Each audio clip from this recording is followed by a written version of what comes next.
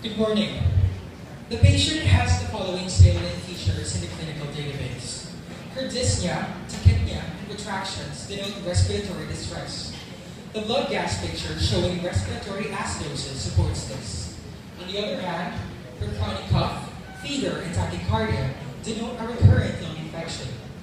With these problems plus a persistent lung opacity, we ask, what can possibly cause all these? Let's look at the imaging.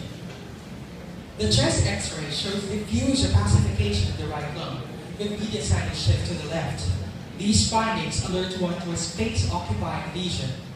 Whether this lesion is solid or not can be seen on CT.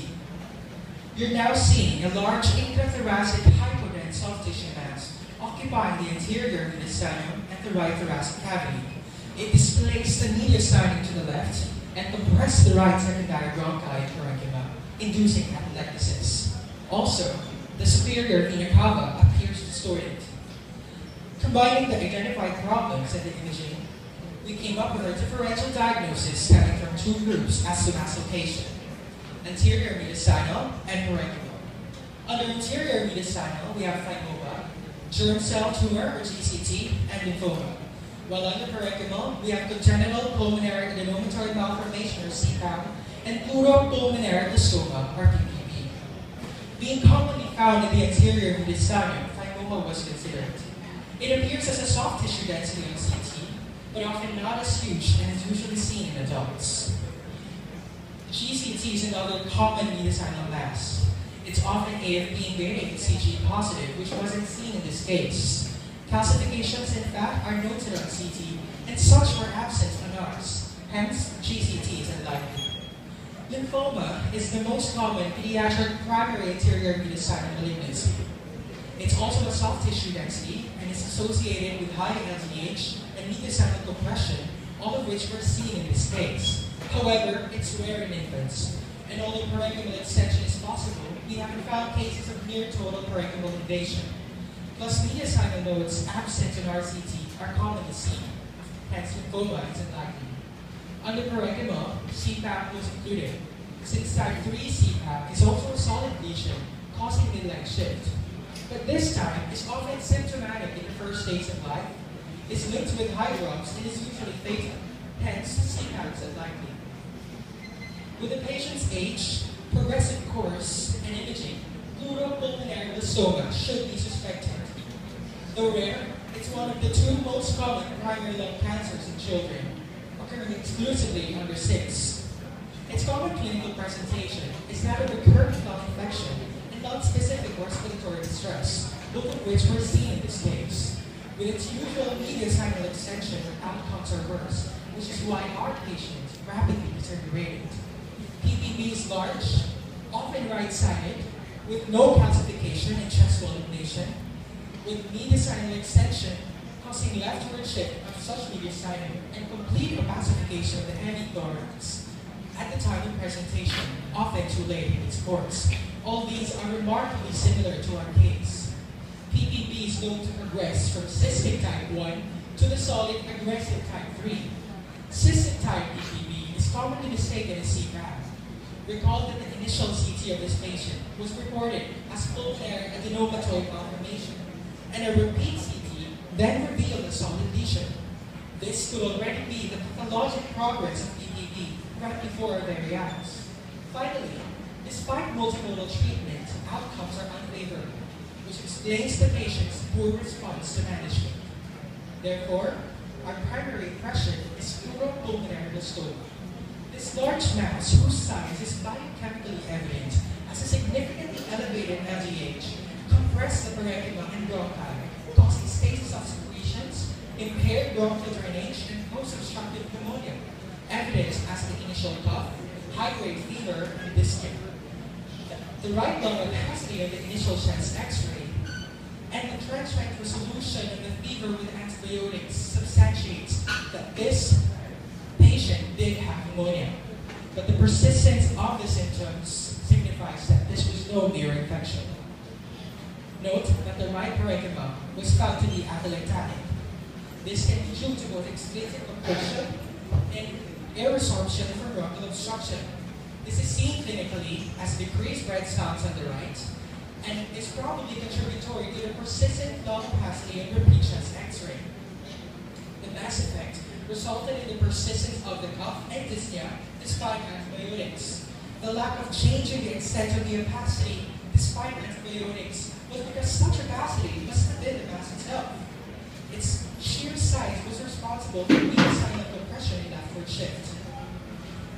Having said all these, this mass, a pleuropulmonary blastoma, a massive, rapidly growing mass in this patient's thorax, was responsible for mass effect, pneumonia, and atelectasis.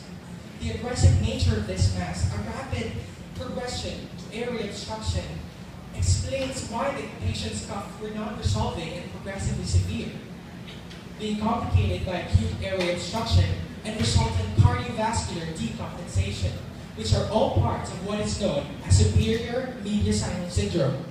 This, along with decreased lung compliance for atelectasis, alveolar flooding with intrapulmonary shunt from pneumonia, and even sepsis itself, pushed the patient to acute respiratory distress syndrome, and eventually respiratory failure leading to her demise.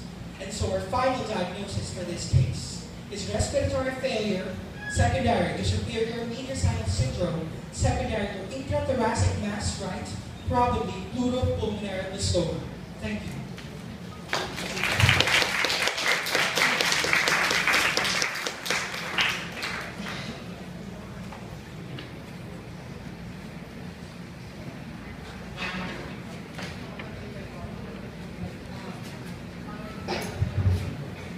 That was a beautiful oral presentation.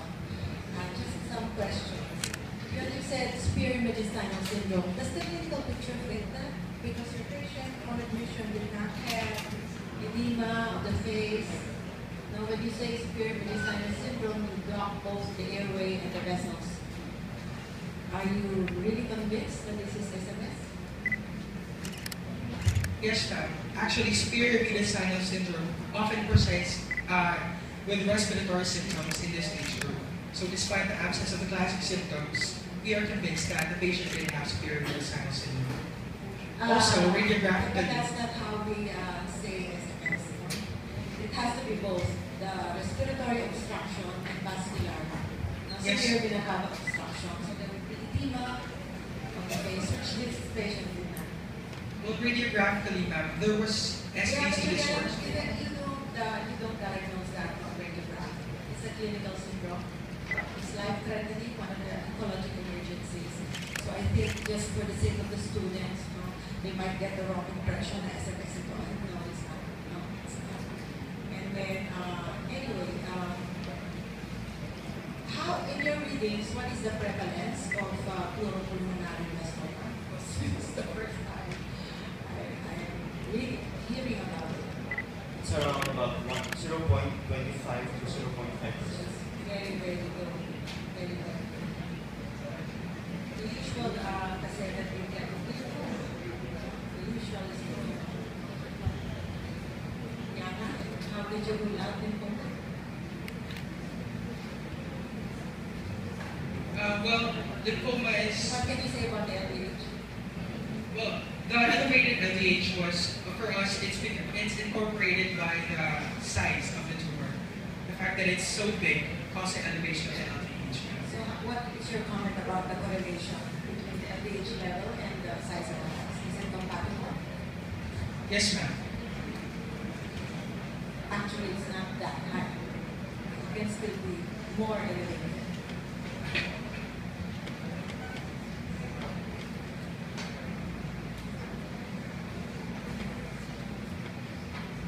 Just a question with regards to the pneumonia. Do you believe that this patient has pneumonia, or it's just the mass that is causing all the symptoms?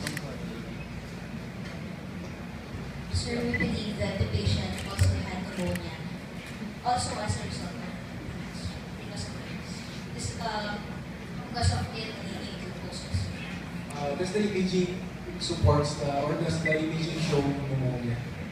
Well, from the imaging that was given to us, pneumonia will not be readily seen anymore because of the reduced classification such as X-ray and the large homogeneous of tissue mass on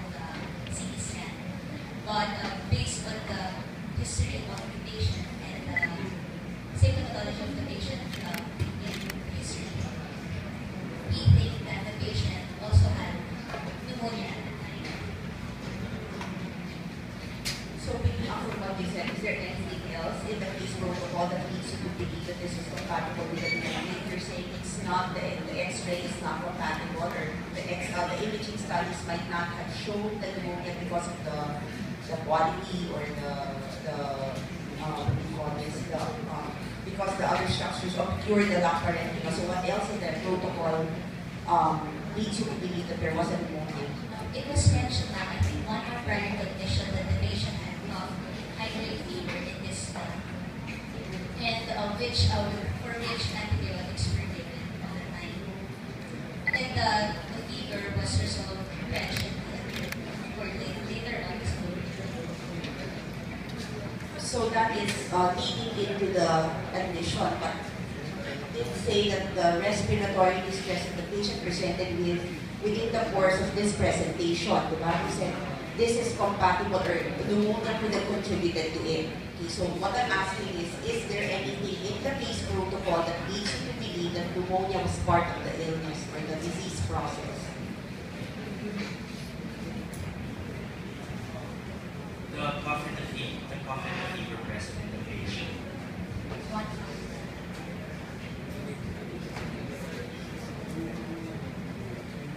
Anything about And the CDC picture, especially towards the end of the course of the patient. Specify what Leukocytosis and inflammatory. Thank you.